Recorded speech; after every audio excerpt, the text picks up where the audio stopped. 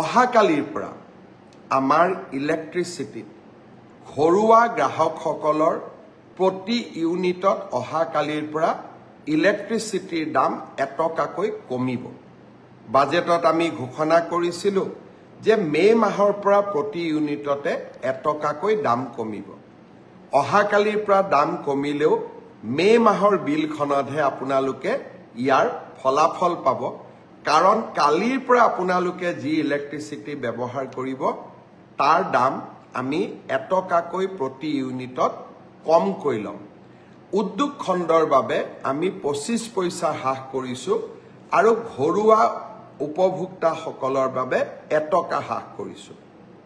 Smart meter ব্যৱহাৰৰ কাৰণে আজি আমাৰ ইলেক্ট্ৰিচিটি বোৰ্ডে ৰাজহ সংগ্ৰহৰ ক্ষেত্ৰত ভাল ফলাফল দেখুৱাব পাৰিছে। আৰু আমি যেতিয়া বেয়া ফলাফল দেখুৱাওঁ, আমি কাৰ ওপৰত ইলেক্ট্ৰিচিটি বিলবিলাক জাপি দিওঁ? যিসকলে সদায় নিয়মিতভাৱে ইলেক্ট্ৰিচিটিৰ বিল দিয়ে। চৰকাৰে যেতিয়াই বিদ্যুৎ যোগানত লোকচান হয়, আপোনালোকে ধৰি ল'ব যে নিয়মিতভাৱে যিসকলে বিদ্যুতৰ বিল দিয়ে তেওঁলোকৰ ওপৰতে আমি বিদ্যুতৰ বোজা জাপি দিওঁ, আৰু যোনে বিল নিদিয়ে তেওঁলোকে নিদিয়াকৈ থাকি যায়। ৰাজ্যখনৰ 30 লাখ গ্ৰাহকে আজি স্মাৰ্ট মিটাৰ গ্ৰহণ কৰাৰ বাবে ৰাজহ বৃদ্ধি পাইছে, আৰু বিদ্যুতৰ সৎ ব্যৱহাৰৰ ফলত প্ৰতিজন গ্ৰাহক তাৰ পৰা উপকৃত হৈছে। আৰু আজি আমি তাৰ বাবে 1 টকা দাম কমাবলৈ সক্ষম হৈছোঁ। এই বছৰৰ শেষৰ ফালে মই চেষ্টা কৰিম আৰু 1 টকা, আৰু যদি 1 টকা নোৱাৰো অন্ততঃ 50 পইচা আমাৰ দৰিদ্ৰ আৰু মধ্যবিত্ত গ্ৰাহকসকলৰ বাবে হ্ৰাস কৰাৰ বাবে আমি আৰু এটা প্ৰচেষ্টা ল'ম।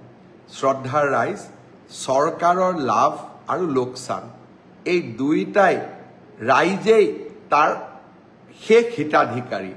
লাভ হ'লে লাভৰ অংশও ৰাইজৰ ওচৰলৈ যায় বিভিন্ন আঁচনিৰ জৰিয়তে, আৰু লোকচান হ'লে চৰকাৰে বিভিন্ন কাৰকাতল লগাই টকা সংগ্ৰহ কৰি লয়।